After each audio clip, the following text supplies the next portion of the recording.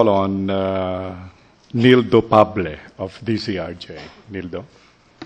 Magandang umaga, Secretary. Secretary Singson, sir, nabanggit niyo po noon yung kaugnay po sa Buendia flyover na ipapabakbak ho yung asfalto na ginamit dyan dahil substandard.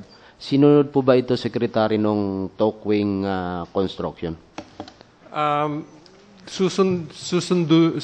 Babaguhin talaga yan, babakbakin at uulitin yung trabaho na ginawa sa ibabaw. No?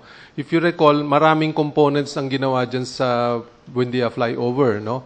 Unang-una, tinignan yung structural integrity. No? Pangalawa, yung aayusin yung asphalt overlay.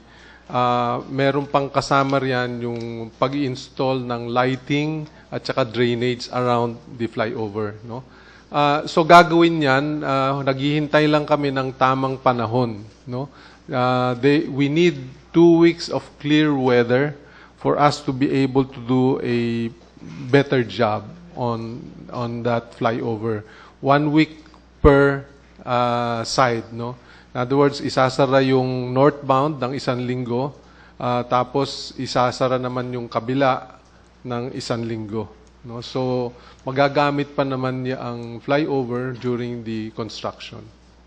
Sir, follow-up lang, Secretary, dito sa kamakailan kasi madalas pong binabanggit ng pamalang panlalawigan sa Bulacan yung kalagayan po ng Angat Dam na sinasabi nilang mayroon daw pong crack yung pinakadiki ng Angat at kailangan ho yatang ma-rehabilitate ito. In-inspection na po ba ito ng DPWH, sir, para malaman kung talagang kailangang i-rehabilitate? Yung Angat is under the jurisdiction right now of NPC. No? Pero hindi na, noong nandyan pa ako sa Maynilad, iminungkahin na namin to do a structural assessment, no, of the Angat Dam. No? So ngayon, ang MWSS has signed into an agreement to do a structural assessment of Angat Dam at gawin kung ano ang kailangang gawin para patibayin yung Angat at ma-improve yung holding capacity ng Angat. So, ongoing yan. I have met with the consultants engaged by MWSS, which is being funded by MWSS and the 2 concessionaires, no, Maynilad and Manila Water. So, ongoing.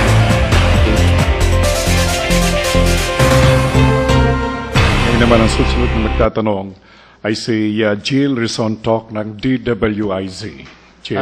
Secretary, meron hong request yung Ombudsman, Office of the Ombudsman, regarding yung mega bridges for urban and rural development projects, yung by the former President Gloria Macapagal Arroyo. There is a certain watchdog saying na overpriced po yung project.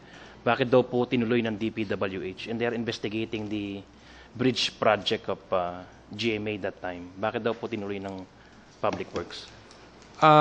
Dapat naming ituloy dahil yung kontratang yan napasok na ng gobyerno at lahat ng bridge materials nandito na. No? If you remember, most of these foreign-assisted supply-driven bridge programs in the past involved the supply of bridge materials. Ibig sabihin yung mga steel members. No? So lahat yan, karamihan, no? Whether it is with the Department of Public Works, meron din isang programa with the Department of Agriculture, Department of Agrarian Reform, lahat ng mga bridge materials niyan na-deliver na sa Pilipinas. No? So, ang palagay namin, imbis na mabulok yan, no? We thought it best to implement the bridges, no, that were designed already at saka magamit na yung mga materials na yan. We have 2 major depots, no? Isa sa Mindanao at isa nasa Subic. No? So if you care to go there, we would gladly give you a tour and makita nyo yung dami ng bridge materials na nakatambak riyan sa 2 depot na yan. At anong gusto nyong gawin, hindi namin gamitin. No? At talaga namang marami kaming kailangang ayusin na mga tulay on our national roads. Marami sa ating mga national roads temporary bridges pa lamang, no? So we realize that there is a problem in terms of pricing.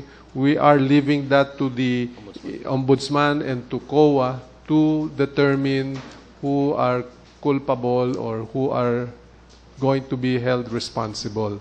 But as far as I'm concerned, we are just putting all of these bridge materials now into good use. No? Sa Department of Foreign Affairs. Madam, I think counterpart niyo ho yata to US Foreign Affairs Asian and Pacific Affairs Kurt Campbell will be arriving today ho yata o within the week. There is a mention sometime in the past the US government made a commitment that they are going to assist the Philippines in the peace talks with the More Islamic Liberation Front. Meron po mga item na binabanggit na financial and political support by the US government to the peace talks. Pwede ho bang i-update nyo kami ron? Ano na nangyari doon sa commitment? Actually, kaya po nangingiti because although counterpart ko siya sa State Department, I'm handling purely Asian Pacific Affairs.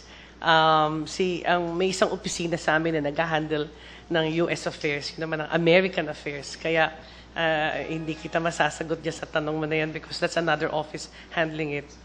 Ma'am, yung commitment po sometime in the past by the US government that they are going to assist the Philippine government in the MILF peace talks through political and financial assistance. Ano bang nangyari na ron, madam?